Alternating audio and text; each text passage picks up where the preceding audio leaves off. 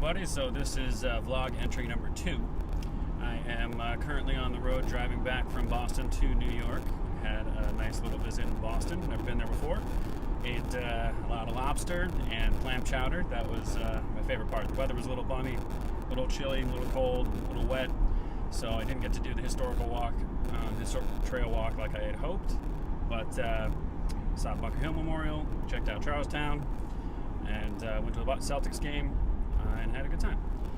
It was enlightening though, and it's kind of reaffirming how my journey is going to be, shifting. After the St. Patty's Day bar crawling went on a couple weeks ago, kind of discovered that I don't need to try and force that political issue because there's so many other stories and other wonderful things that I can focus on. One of them being I met two incredible people in 2 days. One in the bar crawl, Mikey O.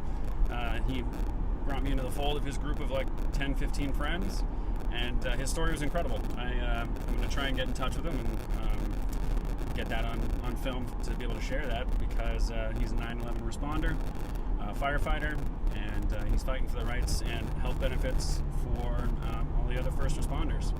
So his story was incredible. He's a wonderful guy, and stories like that are too far and few between. I feel like the media focuses on so much negativity, and especially with what's currently going on in politics, bullying and drama and fake news. There's not much positivity going around. So I think sharing, meeting people like that and sharing their story and inspiring others to do good things and focus on things other than just themselves, that's something that can help unify the country a little bit, help bring people together. So, I had that thought, and it was really reaffirmed the next day when I was taking a cab to pick up my car, because I did not drink and drive. You don't want to do that, obviously. And the cab driver was this super outgoing, nice guy who himself had an amazing story. He almost died, lost half his leg, almost had the whole thing amputated after I was hit by a car while riding a motorcycle. And he was just so upbeat and outgoing, and the way he responded to that life challenge, as he said, there's another one I'm going to try and get on video if I can. He was dead. I guess he died twice on the table, and once in the ambulance, once on the table, and they had to give him a bunch of blood because, he died. It was that severe, and he was so grateful and lucky that the doctors that were there didn't give up, and in fact didn't even just settle on the easier surgery of just amputating more of his leg up to the hip.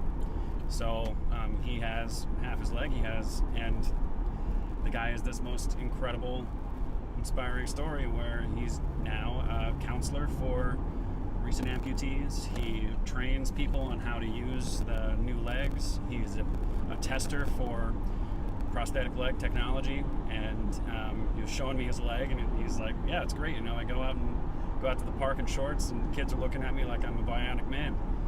I got a bionic leg, and it looked pretty sick. And the guy's so upbeat, so chipper. He was funny saying how his story, he just discovered his story takes the trip from Northport to Huntington is how long his story takes. And it was pretty perfect. Right when we got to the car, he was wrapping it up, and it was a blessing just being able to hear his story. And there's another example where that's something positive that the rest of the world can benefit from hearing. Stories like that, they're I guess some would call it a puff piece, whatever journalists like to call it, and I know a lot of people scoff at it compared to real news, but I think being exposed to stories like that, being reminded that people can act selflessly, and focusing on the positive and looking forward despite hardship and how people respond to difficulties in life, those are all things we can learn from. They're all things that are universal, and I think that's something that people will be able to take away from observing my journey and watching and participating in this trip. So that's what I learned from the last week or two. And, after this trip in Boston, I'm pretty much shifting things towards that. I think for me, I had a great time, but Friday night I did go out a bit and I drank a little bit more than I wanted to, and partly because, it was a little frustrating being out alone, trying to meet some people, made some quick friends, and then, I don't know, it's one of those things, you're out in a bar alone, it's not the most positive environment all the time. So instead of just hoping to, and that's also not where you're going to be meeting someone. Especially you're not going to be finding these amazing stories. I just happened to luck out that the St. Patty's Day pub crawl, maybe that's because it was an event where people were outgoing and going out to meet people. Maybe just the exception with Mikey O.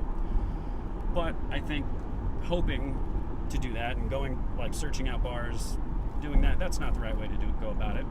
Sure, I love going out, I love bars, I love eating, I love food and booze and wine and everything. So I'll be doing a fair bit of that, and most likely be pretty entertaining, especially when my friends are joining in.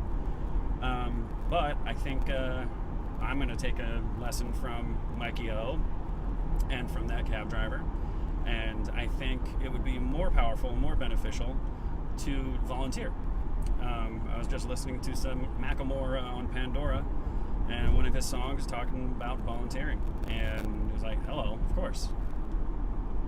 I kind of moved away from that. Went to high school where the motto was meant for others, and that is something that is instantly gratifying when you help other people, when you're selfless, when you're taking time out to benefit other people without worry about your self-interest. That only does good things. It can be uplifting while helping other people. And also, hello, right in line with my journey here, is that will most likely be chock full of people with good and interesting stories and selfless, helping, kind people. So I would imagine I will be able to find many stories that way, and whether it's me donating my time and skills with my camera,